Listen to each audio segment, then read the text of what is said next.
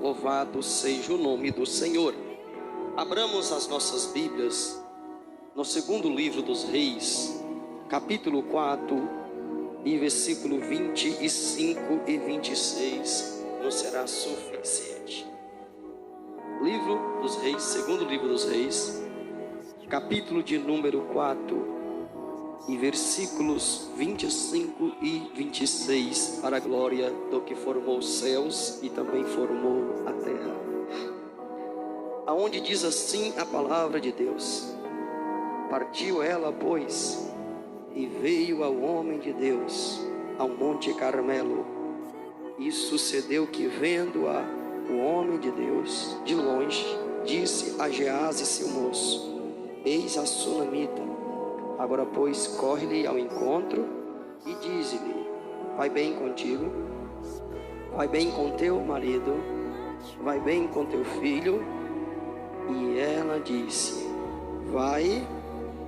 E ela disse: vai bem. Louvado seja Deus. Levante a tua mão para o céu, vamos orar e adentrar mais uma vez a intimidade de Deus. Pai, estamos mais uma vez na presença do Senhor, e como de costume, no anseio de ouvir a voz do Senhor ecoar nesse ambiente, temos um desejo terrível que jamais será saciado enquanto estivermos nesta terra, que é de a cada dia te conhecer e te conhecer um pouco mais. Mas um dia o veremos, Senhor.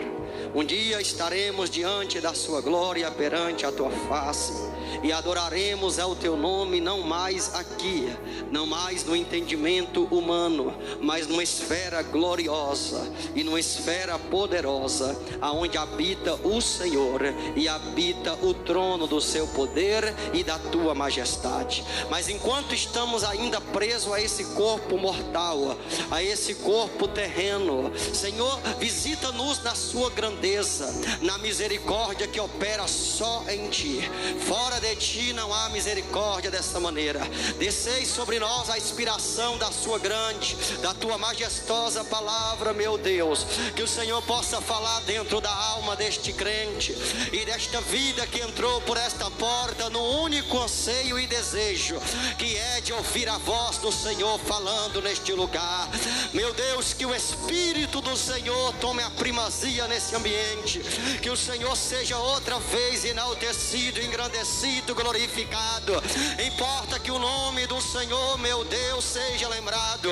Importa que o Senhor seja neste momento reconhecido como o único Santo de Israel e Senhor dos céus e da terra. Graças te damos por cada vitória, graças te damos por cada conquista, e te agradecemos porque a luta até aqui não teve força para nos abater e nos afastar de teu amor. Que o amor do Senhor esteja outra vez nos segurando pela nossa mão. Fala dentro de nós e de cada coração que aqui está, no nome de Jesus Cristo. E quem entende que Deus vai falar contigo, já comece a adorar o nome do Senhor e poder se assentar em nome de Jesus. Louvado seja Deus. Aleluia. Deus, Ele é santo, Ele é lindo, Ele é maravilhoso. A Bíblia Sagrada nos narra e nos conta a história de um moço que constantemente estamos falando dele, Eliseu. Eliseu, ele teve um ministério um tanto diferenciado. Eliseu, ele teve uma unção um tanto diferenciada. Eliseu não foi rico, Eliseu não teve gado, Eliseu não teve fazenda. O coração de Eliseu não estava nessa terra. O coração de Eliseu habitava a face de Deus. Eliseu não teve patrimônios do qual ele poderia se gloriar, mas Eliseu, ele teve com Deus uma intimidade tão grande, mas tão grande, que quando ele liberava uma palavra, a palavra jamais caía no chão. Deus, ele honrou Eliseu de diversas maneiras, em diversas situações diferentes. Em uma dessas situações em que Deus resolve honrar a vida de Eliseu, ele foi acolhido na cidade ou na província de Sunem. A Bíblia diz que certa sunamita, toda vez que Eliseu passava naquela cidade, naquela província, ela observava que Eliseu era diferente. Mas Eliseu não passava só. Toda vez que Eliseu passava por ali, ele passava a comprar acompanhado de um moço que andava com ele. O nome desse moço é Geazi. Mas ela olhava simplesmente para Eliseu. Ela não via Geazi, ela só enxergava o que estava na vida de Eliseu. E sempre quando os dois passavam, ela falava a mesma coisa: lá vai um santo homem de Deus. Um santo homem de Deus, no mínimo, está no singular. No singular não se aplica aquilo que é mais de um. No singular se aplica a um indivíduo apenas. Quando está passando Eliseu, está passando Geazi, isso já deixa de ser singular e passa a ser plural. Mas por que ela disse só um santo homem de Deus? Quando você conhece a Bíblia Sagrada, você sabe que logo após esse acontecimento, não muito tempo depois, Geazi haveria de se vender por ouro, prata e algumas especiarias que Naamã traria para Eliseu. Ora, ela não via a glória de Deus em Geazi. Então quando ela olhava para Geazi e ela olhava para Eliseu, ela só conseguia ver Deus na vida de Geazi.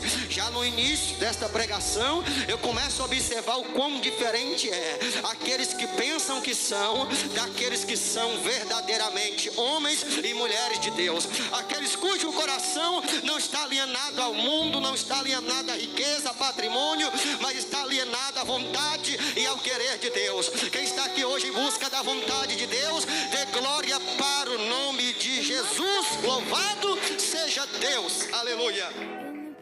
A Bíblia continua narrando essa história e ela admirava por demais a unção que estava na vida de Eliseu. E na verdade, eu entendo ela. Se eu estivesse lá, eu também ia admirar por demais esse moço. Por quê, pastor? Porque esse moço tinha tanta glória, mas tanta glória e tanta unção na vida dele, que quando machado, ferramentas caía no fundo do rio, ele arrancava um graveto qualquer, jogava nas águas e de repente, eu não sei qual era a comunicação daquele graveto, daquele garrancho com o metal, o aço daquele machado. O que sei é que os dois se comunicavam e o machado passava a flutuar e todo olho via que o Deus do céu e da terra estava sobre a vida de Eliseu.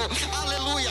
Aonde Eliseu entrava, essas coisas esquisitas passavam a acontecer, essas coisas estranhas passavam a ser vivenciadas. Então ele está em Sunem. Aonde é que ele está, igreja querida?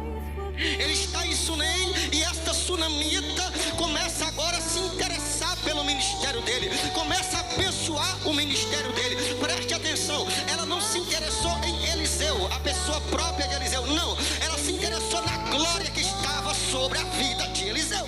E ela começa a acolher Eliseu, ela prepara um quartinho, chama seu esposo, uma mulher casada e bem casada, chama o seu marido, pai de família, organiza ali um quartinho, não sei se um rancho, o que eu sei é que eles preparam ali uma mobíliazinha humilde, e ela diz no seu coração: ora, toda vez que Eliseu estiver por aqui e não tiver lugar para ele dormir, esse quartinho vai ser para o profeta Eliseu. Ela começa a trazer a bênção para perto dela. Ela é no mínimo inteligente. Tem gente que já começou a pegar o mistério aí, tá vendo?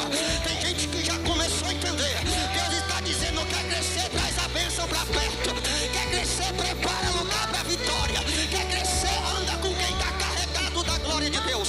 Louvado seja o nome do Senhor. Mas o que ela faz, não faz por interesse. O que ela faz, faz por admiração.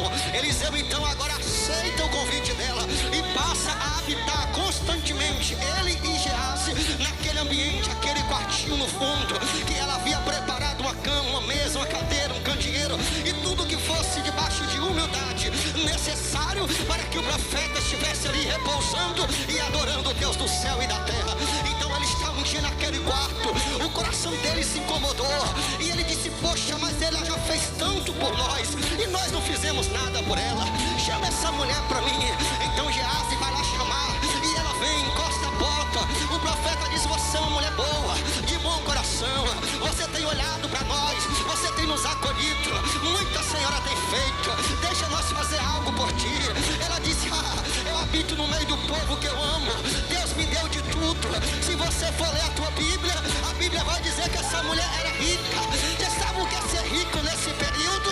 Irmão, essa mulher era rica de verdade. Essa mulher não tinha do que reclamar.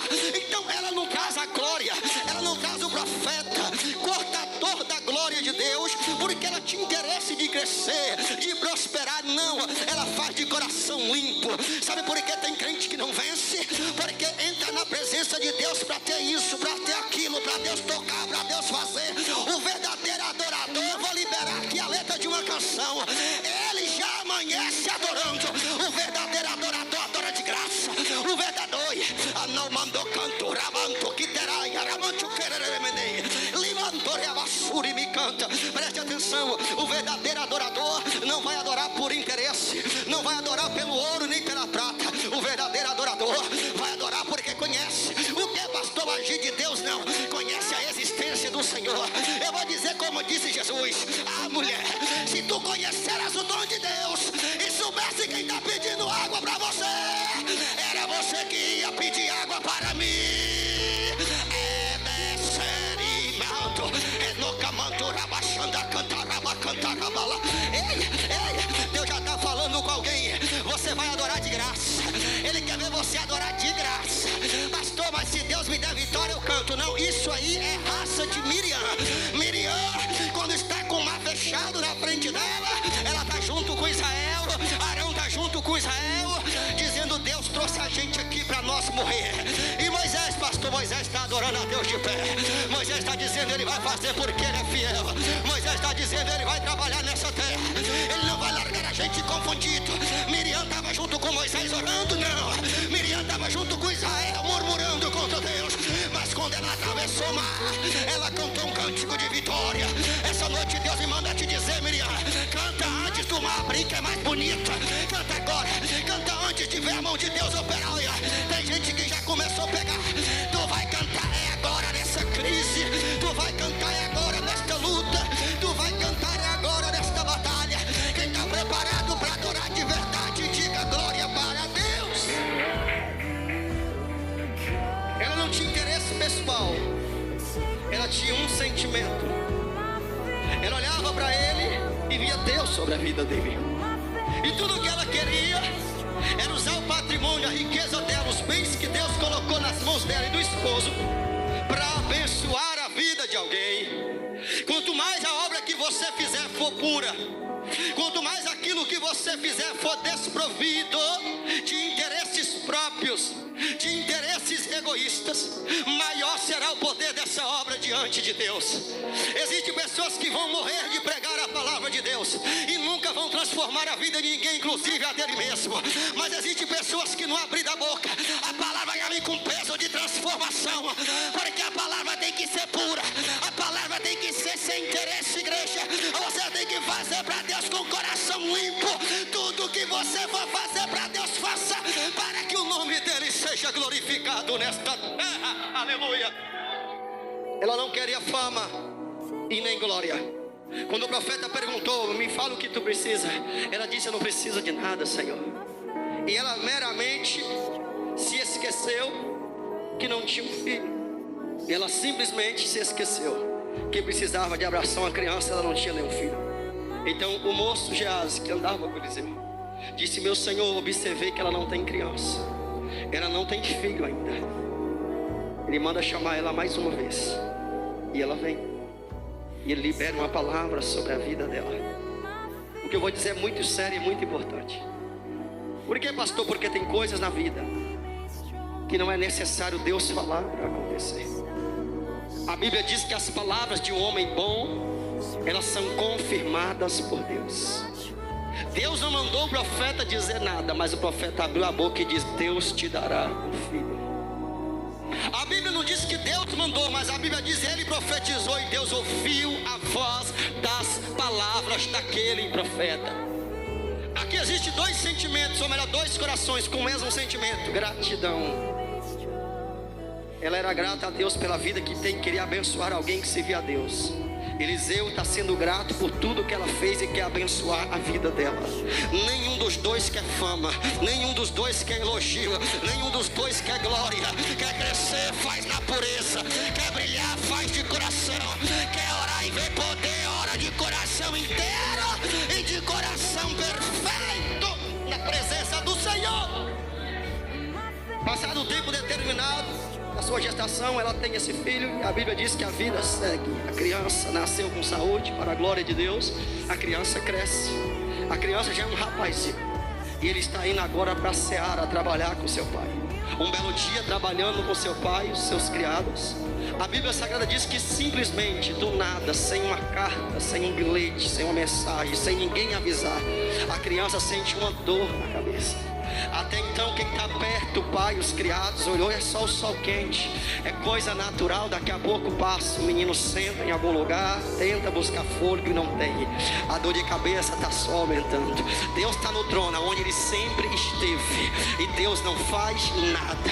Deus está só observando. Talvez você está passando o vale, a luta, e está dizendo: Deus, aonde está o Senhor? Ele me manda te dizer: aonde eu sempre estive, assentado num trono de glória, poder, majestade e soberania. Alguém está entendendo esse recado de Deus aí? Ó? Deus me manda te dizer: Ele está no mesmo lugar e não mudou. Aleluia. A Bíblia diz que a dor de cabeça não passa. Um dos criados pega o moço, leva para casa, deixa o pai ali no campo trabalhando, entrega em casa para a mãe. A mãe percebe que o filho não está bem. O coração de mãe não se cana. Ela passa ali agora uma noite inteira orando, clamando, pedindo ao Deus de Eliseu para curar o filho dela. E quanto mais ela ora, mais a dor está aumentando. Quanto mais ela ora, mais a cabeça da criança dói. Quanto mais ela ora, mais a dor vai aumentando. E a Bíblia Sagrada vai dizer que ao meio-dia, por volta do meio-dia, aquela criança vem a óbito. Aquela criança falece nos braços da mãe. Eu não sei se você consegue desenhar comigo essa situação, mas é uma situação terrível.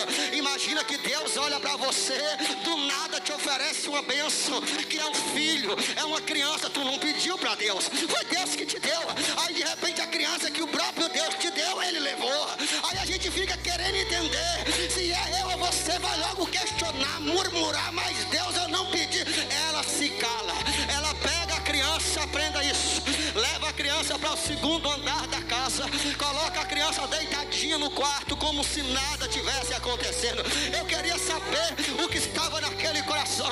Por quê, pastor? Porque essa mulher, igreja, ela tinha um domínio próprio tão extraordinário, que ela passa pelo marido dela, e vai até o marido dela e diz: prepara os animais para mim, manda os criados selar os animais, eu preciso viajar, eu preciso ir no monte ver o profeta. O marido já está preocupado: mas o que foi que aconteceu para você sair daqui lá para o Monte Carmelo?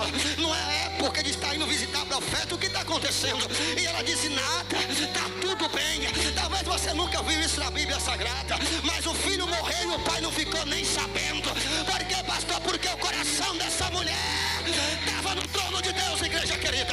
O coração dela estava em Deus. Quem está entendendo o recado, vai dando glória, pelo amor de Deus aí. Começa a adorar. Deus vai te fazer forte aqui esta noite.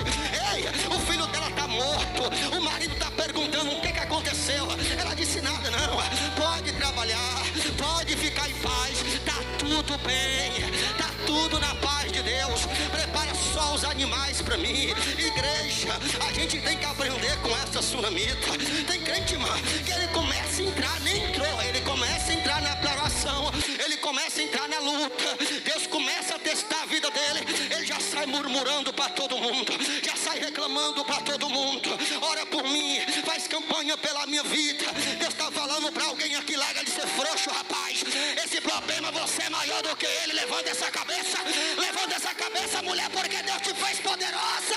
Levanta essa cabeça em nome de Jesus. Aleluia. Essa mulher, ela tem uma fé bonita demais. Eu queria conseguir explicar a fé dela. A fé dela é diferente de todas as fés da Bíblia Sagrada. Por quê, pastor? Porque o grau da fé dela vai tão longe com Deus, que essa mulher viu um filho morrer nos braços dela, de graça. Não foi bala perdida, o menino não caiu, bateu a cabeça, não. O menino morreu de graça, simplesmente morre nos braços dela. E ela não fica desesperada. Essa mulher não está chorando. Essa mulher não demonstra a sua dor. O pai está sem saber o que aconteceu. O pai pergunta: mas está bem a criança? Você está bem? Ele: não, está ótimo, está tudo bem. Ela não quer trazer preocupação a ninguém. Por que ela não quer trazer preocupação? Eu vou te entregar essa revelação. Ela está dizendo: ora, difícil era eu estéril dar luz, era eu e meu marido conseguir ter uma criança. Isso Deus fez. Agora Deus trazer de volta, isso é fácil. Ela tinha certeza no coração dela: eu não vou nem preocupar meu esposo, porque eu sei que Deus vai ficar de pé, vai trabalhar na vida do meu filho, e daqui a pouco o menino vai estar correndo chovendo nesse quintal. Quem crê nisso, diga glória para Deus aí. Tem crente que faz tempestade em copo d'água. Ela não tinha um copo d'água, ela tinha um oceano inteiro, mas não fez tempestade. Ela aguentou o tranco. Tu aguenta o tranco. Porque tem crente que qualquer vento ele desmancha. Tem pessoas que qualquer situação já vem uma depressão, uma crise de ansiedade. Pastor, não aguento mais. Jesus, eu quero morrer. Mas pelo amor de Deus, olha para a tua vida. Você tem saúde, tua família tem saúde, teus filhos têm saúde. Pelo amor de Deus, levanta esse teu ânimo. A tua força não está na tua carne, a tua força está na tua alma. Levanta essa alma hoje em nome de Jesus. Diga: eu nasci para a vitória. Existe um trono e este trono contempla a minha vida de dia e de noite. Quem está preparado para a mudança, começa a adorar o nome do Senhor Jesus ali, igreja querida, aleluia. Lando que murassubi daranto rebesso. Desce na que antorona manto que vetre a seride come arachá e desce. Às vezes oramos muito e usamos pouco a nossa fé. Essa mulher não tinha uma vida muito assim de oração, sabe? A Bíblia não narra as orações dessa mulher. Mas essa mulher tinha uma fé linda. Essa mulher tinha uma fé de dar inveja.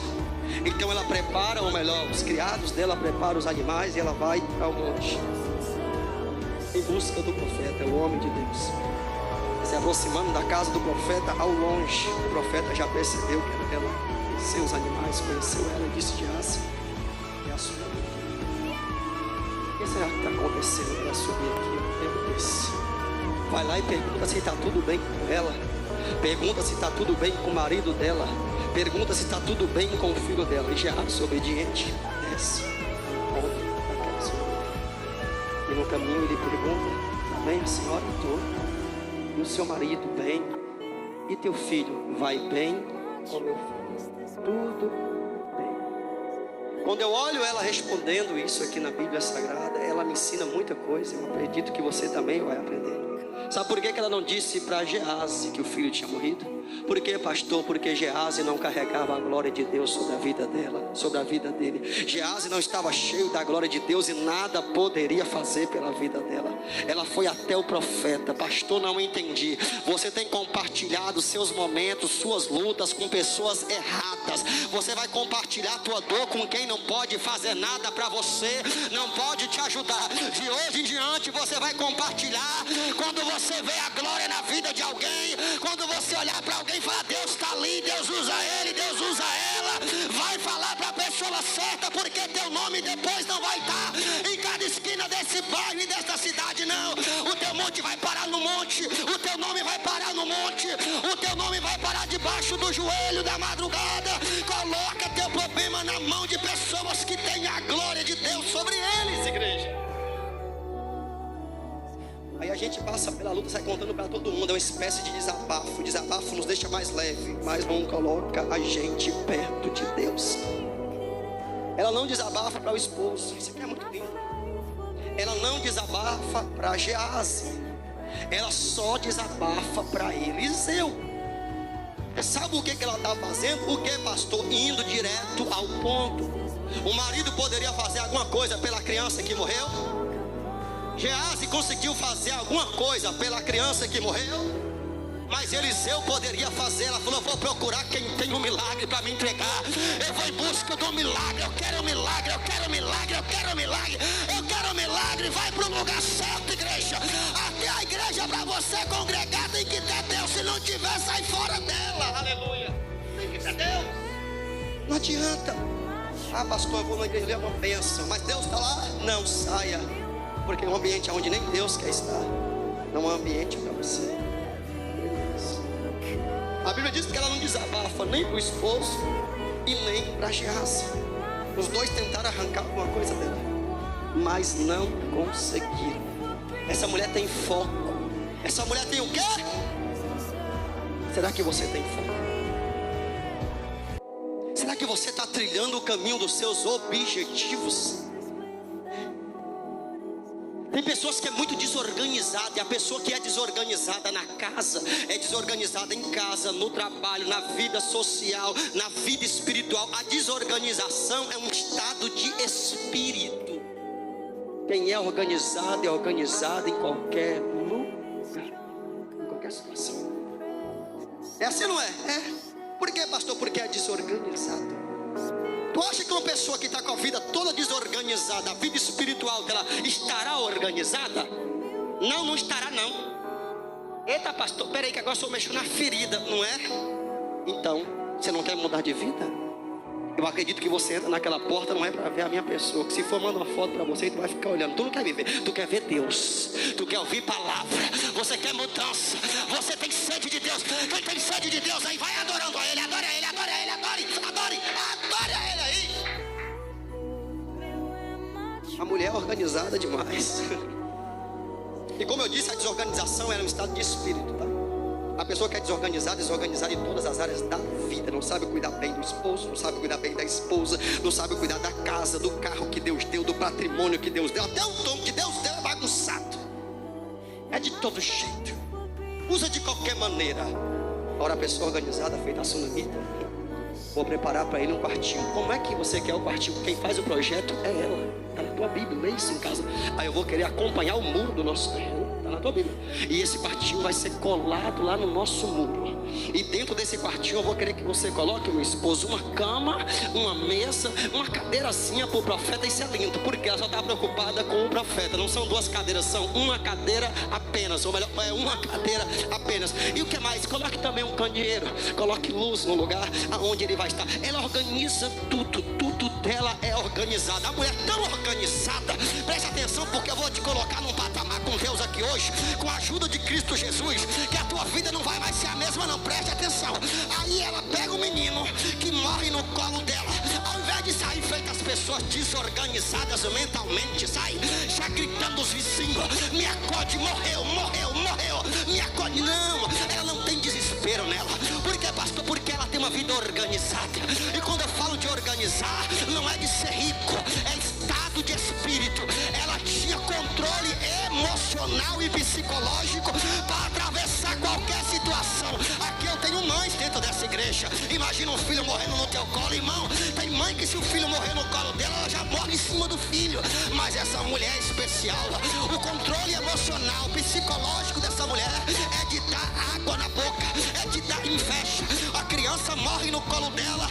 Ouviu-se um grito naquela casa? Não, ela não gritou. Houve planto nessa casa, pastor? Não, não teve planto. Ela é organizada. Ela pega a criança, ela sobe para o segundo andar, ela forra a cama, ela deita o príncipe e o herdeiro dela, ela cobre a criança como se a criança tivesse tirado apenas um cochilo. Pastor, não estou entendendo nada, tá? Quanto mais você desespera, mais Deus se afasta de você. Quanto mais desesperado você fica, menos Deus tem condição de estar ao teu lado. Agora, se você se declinar, fazer feito fez Davi, eu me declinei no Senhor, me declinei no Senhor, tive paciência nele, esperei nele, descansei nele. Quem vai descansar hoje, diga glória. Deus está dizendo descansa, porque a obra é minha e não é tua, o poder é meu e não é teu. Quem faz sou eu, quem está recebendo, dê glória para Deus aí. A mulher tem um ambiente dentro dela, um estado de espírito tão perfeito, que tudo dela tem que ser organizado. Ela não joga o menino lá no sofá, no chão, espera aqui, cuida do menino, eu vou buscar o profeta. Não, ela está em paz. A alma dela tem paz. Eu prego para vocês a vida inteira. A tua força não está no arroz e feijão. A tua força está na tua alma, está no teu espírito. Se você tiver uma alma de pé, a doença do teu corpo não vai poder te segurar. Por quê, pastor? Porque a tua alma vai te levar a transcender aquilo que é natural e você vai habitar a glória de Deus. Essa noite Deus está te chamando para perto dele. Alguém deseja estar perto de Deus e está comendo essa palavra? Diga para Jesus, eu preciso dessa glória, Senhor, aleluia. A mulher é muito organizada, aleluia, Jesus. E uma pessoa organizada, como eu disse, a organização também, se a desorganização, a bagunça, é um estado de espírito, também a organização é a mesma coisa. Então ela organiza tudo dela é organizado. Ela coloca a criança deitadinha lá, ela desce, vai lá na fazenda, lá na seara, no campo, onde o marido e os criados estavam trabalhando, diz preciso de animais para viajar. Ela está tão em paz, o marido olha para ela, aconteceu alguma coisa? Não, tudo bem. Ela está tranquila.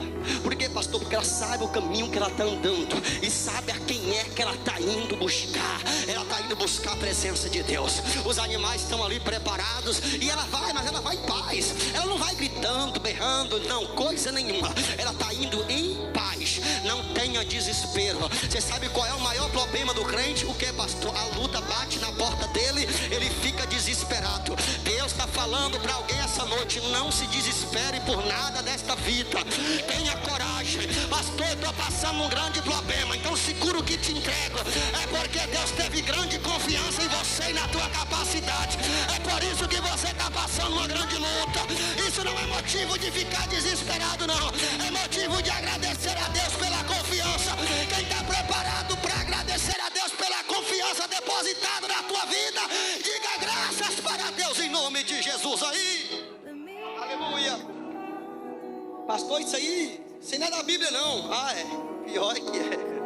A Bíblia diz que quando os apóstolos saíram da cadeia, depois de terem sido chicoteados, apanhado bastante, e recebido uma ordem dos principais sacerdotes daquela época, que dizia assim: para de pregar o nome desse Jesus, desse defunto, desse cadáver que morreu, e vocês ficam dizendo que ressuscitou.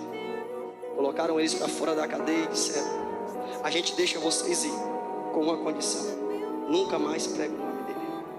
E eles saem de fora daquele presídio, daquela cadeia, e quando eles estão do lado de fora, não sou eu quem digo, é a Bíblia que diz: regozijaram-se na presença de Deus. Ou seja, alegraram-se na presença de Deus por terem sido achados dignos de padecer afrontas pelo nome de Jesus. Eles agradeceram a Deus pela confiança neles. Deus confiou naqueles apóstolos e Deus tem confiado em você. Diga glória por isto, aleluia. Deus, ele tem alguns critérios para andar com alguém. Eu disse: andar. Amar, ele ama todo mundo, mas andar, ele anda com poucos. Agora, os poucos que Deus anda e andou são homens que não conhecem o medo. São homens valentes. Toda vez que você vê Deus andar muito perto de um homem na Bíblia, esse homem não temia morrer. Na verdade, eles tinham até pressa para morrer. Houve um Paulo que disse: viver para mim é Cristo, morrer para mim é lucro. Ele está dizendo: qualquer hora, Senhor, eu vou. Basta o Senhor me chamar. Elias também não temia a morte, teve pressa de morrer. A Bíblia diz que Moisés também não temia a morte, Davi não temia a morte. Todo homem que andou perto de Deus, eles não temiam, eram homens de coragem, eram homens de coração valente. Essa noite Deus quer despertar um coração valente dentro de você. Por quê, pastor? Porque a vida, por mais que a gente prepare para ela, ou se prepare para ela, a gente se organiza para situações. Existem aqueles que se organizam para quando o vale chegar. A verdade é que a Bíblia nos ensina assim. A Bíblia diz em Efésios capítulo 6 e versículo 13 que eu devo tomar toda a armadura de Deus para que eu possa suportar o dia mau. A Bíblia ensina que a gente tem que ter estrutura antes da luta chegar. Mas às vezes, nem mesmo a gente obedecendo essa passagem e se enchendo da glória de Deus, estamos preparados para as surpresas que a vida vai colocar diante de nós. É por isso que Deus tem uma necessidade grande. Deus tem uma de que você tenha um coração valente. Por quê, pastor? Porque quando o profeta olhou para a sunamita e disse: tu terás um filho, ele não disse: esse filho um dia vai morrer nos seus braços. Ele disse isso para ela? Não, mas a vida se encarregou de trazer esta peleja para ela. Mas Deus não vai deixar uma peleja vir para mim e para você na covardia. Se você está passando a tua luta, é porque Deus tem te dado capacidade para passar por ela. E se eu fosse você, meu querido, minha querida, eu honrava a Deus nesse deserto. Aleluia.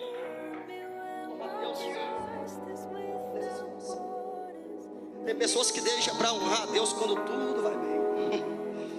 A história dessa mulher é linda demais. Ela tinha certeza que tudo ia dar certo. Qual é a certeza que você tem? Pastor, eu tenho certeza que eu vou ficar liso, e que o que eu estou vendendo eu não vou receber. No meu trabalho o salário vai atrasar, tudo vai dar errado para mim, que eu nasci foi para sofrer. Infelizmente, tem pessoas que vivem dessa maneira. preso, cativo, oprimido. Mas essa mulher era livre. Ela era tão livre que ela não conhecia a derrota. Essa mulher não tem uma vida com Deus para a gente dizer, nossa, como essa mulher orava. A Bíblia não narra a história dela com Deus, mas a Bíblia diz da fé que essa mulher exerceu e demonstrou diante de Deus. Não adianta a gente passar anos, séculos dentro de uma igreja, orando, adorando, e não demonstrar fé, convicção, certeza. Tira os pensamentos negativos. Começa a olhar para a sua vida de maneira diferente, porque a mesma situação que estava naquela época diante de Eliseu e de Geazi, lembra quando o rei da Síria mandou um exército para matar o profeta? Geazi olhou para a situação e disse, a gente vai morrer. Eliseu olhou para a mesma situação e disse, a gente vai viver. Mas é a mesma situação, igreja, a diferença é o ponto de vista. Pastor, não estou entendendo. Tem gente que só vê o lado escuro da vida, tem gente que só vê as partes ruins da vida. Tem gente que não consegue enxergar a providência de Deus. Pastor, não estou entendendo nada. Você lembra do copo quando eu ensinei para vocês? Esse copo aqui está meio cheio ou meio vazio? Isso aí vai depender de quem está olhando, igreja. Tem gente que vai olhar para esse copo e vai dizer, nossa, ainda falta a metade para eu encher. Tem gente que vai olhar para o mesmo copo e vai dizer, graças te dou, Jesus, porque a metade já está cheia, para a glória do teu nome e o louvor da tua glória. Alguém está entendendo isso aí? Não é a tua vida que é diferente das outras. Não é que você sofre demais, você tem problema demais.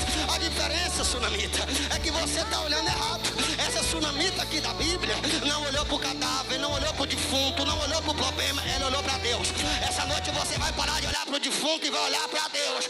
Olha para Deus, porque o Deus que tu serve é Deus para levantar o cadáver, é Deus para abrir a porta, é Deus para mudar essa situação. Quem crê que o poder dele já está trabalhando na tua vida, toma posse da tua vitória em nome de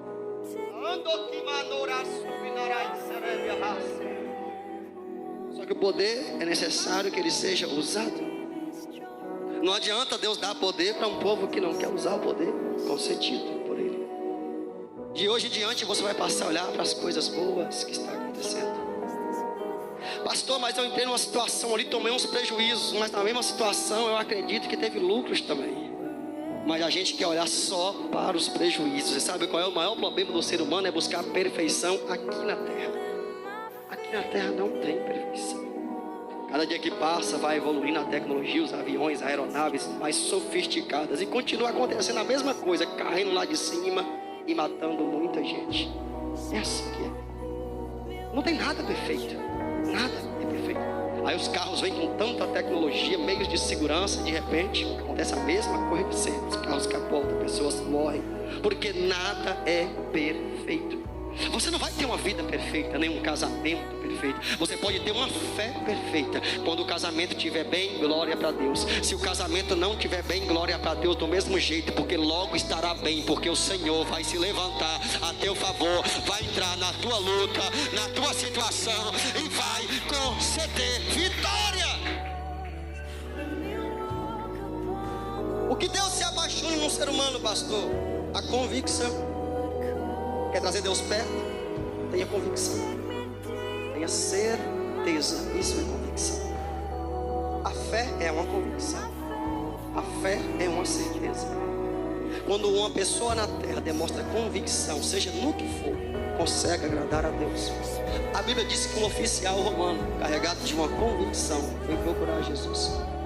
Encontrando Jesus, ele disse, eu tenho um criado lá em casa que eu gosto e amo muito, e está doente, está quase morto. O Senhor Jesus disse, irei contigo à tua casa, vou orar por ele, ele vai sarar. Só que a convicção que estava sobre aquele Senhor era tão grande, que ele disse, não há nem necessidade do Senhor ir na minha casa. Na verdade, Senhor, eu não sou digno de ter o Senhor debaixo do mesmo telhado que eu. Olha a convicção desse homem. Esse homem tem uma posição, esse homem tem personalidade. Olha o que ele faz. Ele diz para o Senhor: eu não sou digno do Senhor estar debaixo do mesmo telhado que eu. Libera somente uma palavra, só uma. Ele não disse ora, clama, vai para o monte, leva o nome dele, nada disso. Ele disse só uma palavra tua, e eu sei que lá aonde ele está, ele vai ser sarado. Jesus está impressionado na frente desse homem e diz: eu nunca vi fé como é a fé sua, nem mesmo em Israel eu vi uma fé dessa. Vai, porque ele já sarou. A Bíblia diz que ele pega seus animais e está indo embora, e no meio do caminho, preste atenção porque isso é grande, ele está indo para sua casa. Alguém está vindo da casa dele, um mensageiro encontrou ele no meio ainda do trajeto e diz: meu Senhor, tenho boas novas, o moço está curado, o moço passa bem. Aí ele, que é um homem de convicção, ele fez o que poucos crentes faz, ele fez prova com Deus. Ele disse: a que horas o menino ficou bom? Aí o seu criado respondeu: a tal hora do dia. Eu não estou pregando heresia, está escrito isso na tua Bíblia. Então ele comparou a hora que o criado disse do milagre e a hora que Jesus liberou a palavra. Está escrito aqui dentro. E era a mesma hora que Jesus abriu a boca e disse: e ele já sarou. Aleluia. Esse é o Deus da Bíblia, igreja. Aleluia.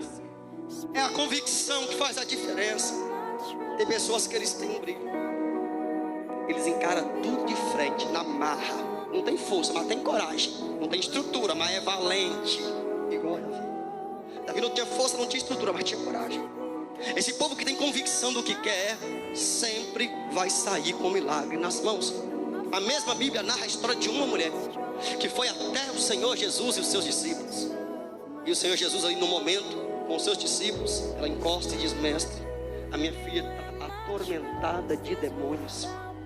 Eu preciso que o Senhor venha e ore por ela. O Senhor Jesus, eu não sei se vai provar a fé dela no seu interesse do coração do... É mister, não é lícito tirar o pão da boca dos filhos e lançar aos cachorrinhos. Ela abaixa a cabeça por um instante, medita na resposta que haveria de dizer, e ela responde. E ela responde à altura, ela tem convicção. Ela responde o seguinte: o Senhor disseste bem, o Senhor não está errado. De fato, não é lícito tirar o pão da boca dos filhos e lançar aos cachorrinhos. Sabe o que Jesus estava dizendo para ela? Primeiro eu vou cuidar dos meus, aqueles que estão comigo à mesa, e depois eu vou cuidar dos estrangeiros, dos estranhos, daqueles que ainda não conhecem a fé. Ela diz o seguinte para o Senhor: mas meu Senhor, escuta agora a tua criada, a tua serva. Até mesmo os cães se alimentam das migalhas que caem da mesa dos seus donos. E isso foi o suficiente, igreja, para o Senhor levantar daquela mesa e dizer: mulher, que fé é essa tua? Que fé mais linda é essa que você possui? Vai em paz para a tua casa, a tua filha passa bem. Convicção. Tem convicção? Porque se você não tiver convicção, você pode estudar o quanto quiser e se esforçar o quanto você achar melhor, mas sem convicção você não vai chegar em lugar nenhum. Pastor, eu tenho talento, tenho potencial, mas a minha vida é um tanto desorganizada. Eu disse que isso é um estado de espírito. A coisa, ela é tão séria que Elias, quando ele foi orar, ele percebeu que o altar estava desorganizado. A Bíblia diz: reparou ele o altar do Senhor. Você sabe o que é reparar? Reparar é quando um pedreiro entra na tua casa e a tinta, a parede, o reboco está ali tudo, né, danificado. Ele começa a reparar os defeitos da tua casa. Ou quando o pintor pega um carro e vai agora reparar a pintura, o amassado. Reparar é olhar onde está a imperfeição. Elias olha a imperfeição do altar e ele começa a organizar. Ele toma com as suas mãos 12 pedras. Ele organiza o altar do Senhor primeiro. Depois ele organiza a lenha sobre o altar. Depois ele organiza o cordeiro sobre o altar, o bezerro sobre o altar. E depois que está tudo organizado, ele ora. Pastor, não estou entendendo. Se a tua vida não estiver organizada, o seu estado de espírito está dizendo para Deus que por dentro você está todo desorganizado também. Pastor, não estou entendendo. Deus não gosta de bagunça. Passa a organizar tudo na tua vida. Se você estuda, organiza as matérias do seu caderno. Se você trabalha, organiza a tua ferramenta. Organiza tudo que Deus colocou na tua mão. A Bíblia diz que ele de boas obras. A igreja tem que ser zelosa. Não é de toda maneira. Não adianta. Pastor, base bíblica, que é isso? Eu não acredito que tem alguma coisa a ver com o reino de Deus. Está certo.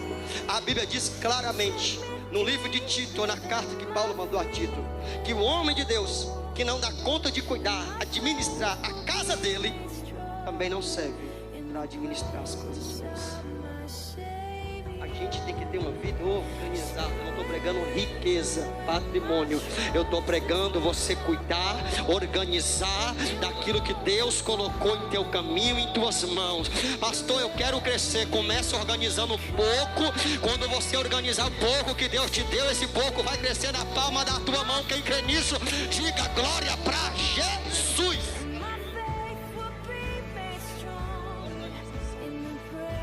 Ele organizou o altar e depois ele ora.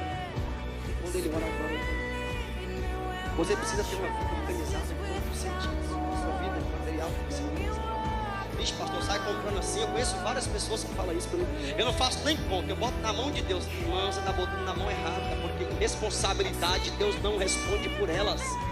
Não, de maneira nenhuma.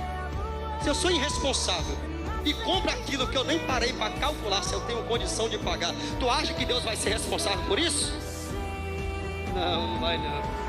Por que, pastor? Porque a Bíblia diz assim: quando tu for edificar uma torre, tome de antemão todo o gasto, todo o custo do material que tu vai gastar antes de começar essa obra, para não acontecer de você começar, depois parar no meio do caminho e não ter condição de concluir e ainda passar vergonha na frente dos teus irmãos.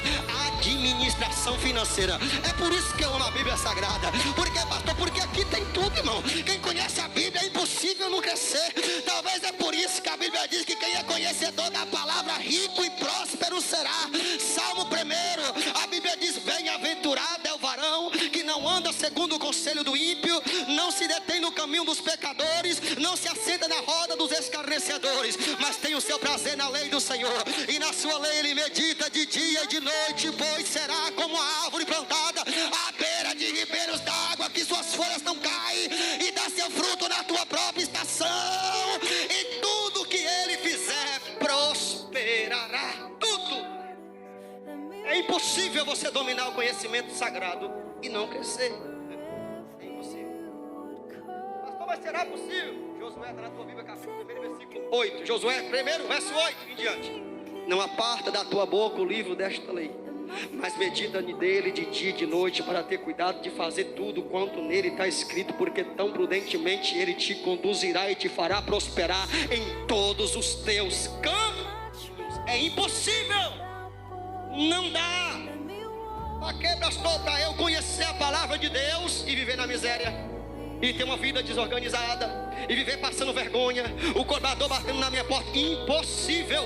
Por que, pastor? Porque a palavra de Deus é vinculada a Ele. É por isso que o nome é isso, palavra de Deus. Pastor, vinculada à bênção, vinculada à glória. Quer ver a prova disso? Jesus disse: quando vós estiverdes em mim, Deus, e a minha palavra estiverdes em vós, palavra, pedireis o que quiseres e vos será concedido. Quem entendeu, dá glória aí.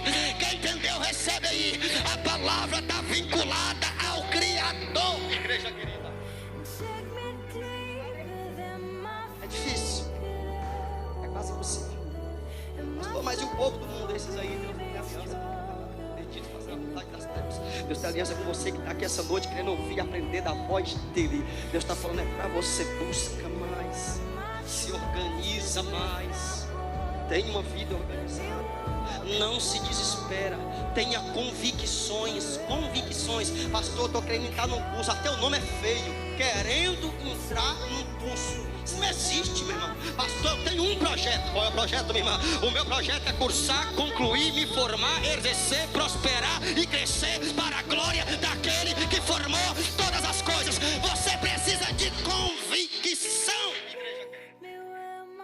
Sem convicção, tu não vai chegar em lugar nenhum. Tenha convicções. Todas as pessoas que viu glória, viu sobrenatural, essas pessoas tinham convicções. Tem pessoas que tudo dele é mais ou menos.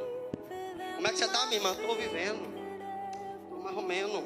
Sangue de Jesus tem poder. Sunamita, como é que a senhora está? Eu estou bem. E seu marido, como é que seu marido está? Meu marido está bem. Olha a voz dessa mulher de dar medo. Eu tenho medo de uma mulher dessa. Essa mulher tem muita autoridade. E seu filho, como é que está? Meu filho está bem, rapaz. Por quê? Algum problema com você? Aleluia. Glória a Deus. Tem gente aqui que o salário atrasa, já murcha todo. Começa a emagrecer. Que foi, irmão? Já 10 dias sem receber. Para de ser besta. Para de ser besta. Teu Deus tem uma eternidade para você. Teu Deus tem um sobrenatural para te apresentar. Levanta essa cabeça nessa luta aí, pelo amor de Deus. Reage, igreja. Reage na presença de Deus. Reage. A convicção tem um poder extraordinário de te colocar em lugares que pessoas normais jamais poderão estar. Mas a convicção não basta ter Deus, o poder sobre nós, sobre a nossa vida, não basta.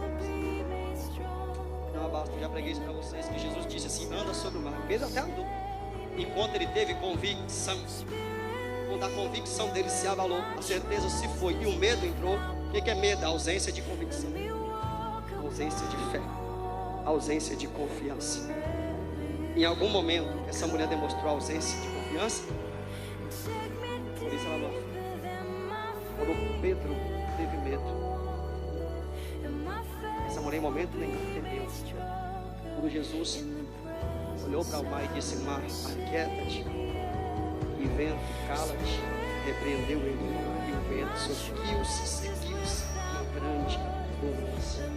Ele olhou para trás e disse, por que temeste? Quando Pedro afundou no mar, ele perguntou a mesma coisa, homem de pouca fé, porque o vento assoprou, sim ou não? E assoprou forte. Mas o Senhor não falou com o vento, porque você assoprou o vento. Ele falou com o vento? Não, mas ele podia falar com o vento, até porque ele já tinha falado com o vento em outra ocasião. Mas ele não reclamou o vento, ele reclamou o crente que teve medo. Ele disse, você tem que ter convicção. Pastor, base bíblica, quando tu oras,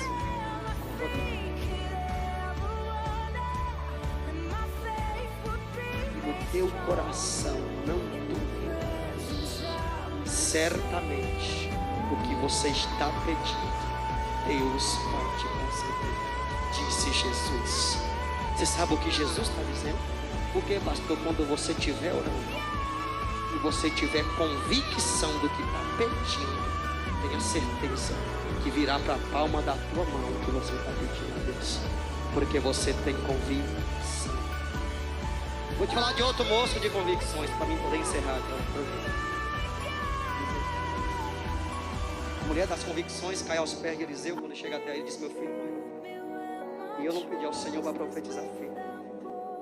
E ele está lá. Ele mandou primeiro Geazi, mas Geazi não tem convicções. Geazi foi, orou e tentou, e nada aconteceu. Ele volta desesperado, o menino ainda está morto. Então Eliseu vem, e quando Eliseu vem e ora o menino, a Bíblia diz que o espírito do menino voltou. Por que, pastor? Porque Eliseu tinha convicção. A palavra é essa, convicção. Todo o tempo da tua vida, seja as mídias sociais, seja as tuas companhias, tuas amizades, as pessoas que interagem o dia a dia com você, em todo instante você sofre uma influência e não é boa. Essa influência é para que a tua convicção caia, a tua certeza caia e o medo entre dentro de você. O que o mundo precisa, o que o seu inimigo necessita, é que você tenha medo. Porque quando você tiver medo, ele vai te vencer. Em qualquer situação que você tiver, ele vai te vencer. Agora, por um outro lado, tem a parte boa. Qual, pastor? Enquanto você não tiver medo e se enquadrar no que está escrito, resisti-vos vós ao maligno e ele fugirá de vós. Você sabe o que a palavra está ensinando? Quando o maligno vir para cima de você, estufa o peito e diz para ele quem tu é. Pastor, quem eu sou? No mínimo, escolhido de Deus. amado do coração de Deus, alguém que tem um endereço que nem é na terra, é no céu, alguém que está com o nome escrito no livro da vida. Tu é muito grande, tu é tão grande, mas tão grande que os anjos de Deus acampam ao teu lado como guarda-costa para te proteger. Aleluia. Eu quero ir no íntimo com você. Você é maior do que os anjos. Maior do que os anjos, pastor. Bem.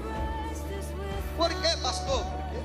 Porque a Bíblia diz que o anjo do Senhor acampa ao redor daqueles que temem Deus. Ele não vem para ver se você está bem. Ele vem para trabalhar, pelejar a teu favor, para que você continue bem. Ele trabalha. Pastor, mas não é possível. É dessa maneira. O anjo é o seu co-servo. Está escrito na Bíblia. Se você orar para um anjo entrar na sua situação, ele vai entrar na sua situação. Deus te fez grande. Mas se você entender que você é grande, aí Deus vai continuar te agradecendo. Do contrário, pastor, eu não sou nada. Você vai viver como se fosse. Essa noite Deus está dizendo para vocês: convicção é a chave da tua vitória. Amém, igreja? Quem entendeu, diga glória para Deus. Louvado seja o nome do Senhor dos Exércitos.